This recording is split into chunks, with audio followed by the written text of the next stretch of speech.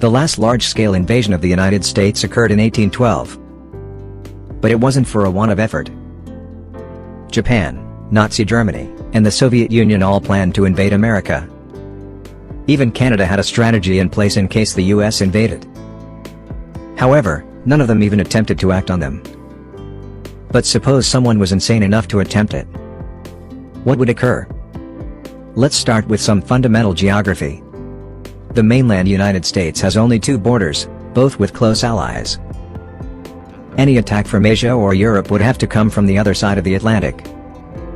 But, in reality, it would never get that far. The rationale for this is nuclear deterrence. Nuke states have never been invaded. The United States has the world's second largest nuclear arsenal. Russia has more nuke, but there's a catch. The United States had around 60 more deployed nukes. If Russia or China were to attack the United States, they would be nuked back.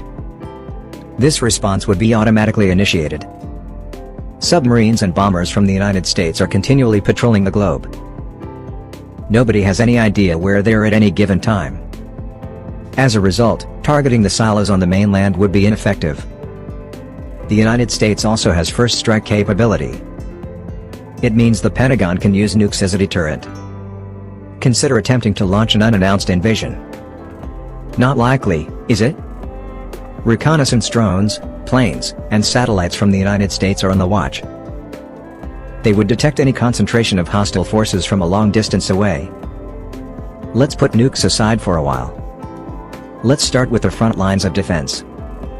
The United States maintains around 800 military bases around the world. These enable American troops to deploy swiftly overseas. They are capable of promptly neutralizing threats at their source. The bases are spread throughout Asia, Europe, and Oceania. A few are found in Africa and South America. They can and will be deployed to repel any mainland threat. Do you recall the Grenada Invasion in 1983? It only took 4 days to eliminate that menace. Another critical factor is the Pacific Fleet. It is not simply intended to deter China from attacking Taiwan. It also serves as a deterrent to any invasion of Guam or Hawaii. A Pearl Harbor attack today would be unthinkable. If China or Russia dispatched a vessel to strike the West Coast, it would never traverse the Pacific. A carrier strike group from the United States is a formidable force. A single supercarrier has enough firepower to match whole nations' air armies. Carrier groups are unbeatable because they have several lines of defense. Since Russia's initial invasion of Ukraine in 2014, the United States has increased its defense capabilities. Deterrents are what the European Deterrence Initiative and the Pacific Deterrence Initiative are.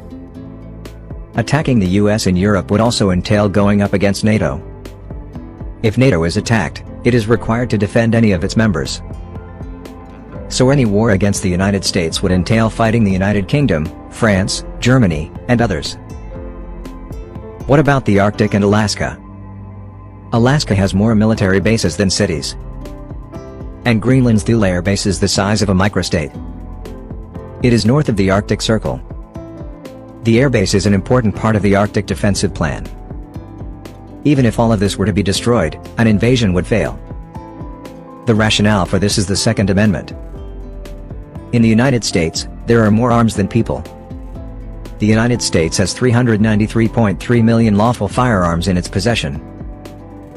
Consider an occupying force attempting to disarm Americans. Consider the mountain ranges, desert, and enormous plains of the United States mainland. How many invaders are required to secure the territory? We will not only defend ourselves to the uttermost but will make it very certain that this form of treachery shall never again endanger us. President Franklin D. Roosevelt declaring war on Japan, December 8, 1941.